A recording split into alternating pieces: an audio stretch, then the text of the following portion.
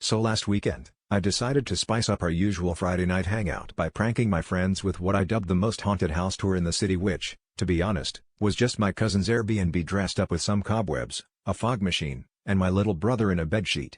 The plan was simple: lure my friends in, cue the fake ghost actors at strategic moments, watch them scream, and collect eternal bragging rights.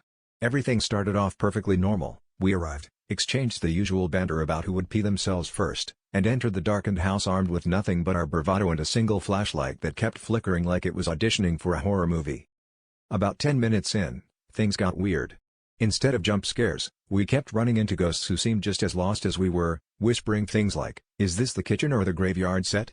One ghost tripped over a Roomba and fell into our group, breaking character mid-boo to ask if anyone had seen the exit. By room 3, we had accumulated almost the entire cast of ghouls, zombies, and a very confused Grim Reaper who insisted he was only there for the snacks. My friends were less terrified and more amused, especially when one spirit texted her mom from under her veil, asking to be picked up early. At this point, the haunted house was less House on Haunted Hill and more Scooby-Doo meets escape room. We were a single, confused blob of mortals and monsters, wandering around looking for a way out. The real staff, meanwhile, were monitoring the security cameras and getting increasingly freaked out by what looked like a supernatural uprising. One staff member poked their head in, saw our ragtag mob of humans and ghosts arguing about the best pizza toppings, and noped out so fast they left their walkie-talkie behind. By the end of the night, we had managed to reverse haunt the entire staff, who now refuse to work after sunset, and my friends won't trust me with Friday night plans ever again.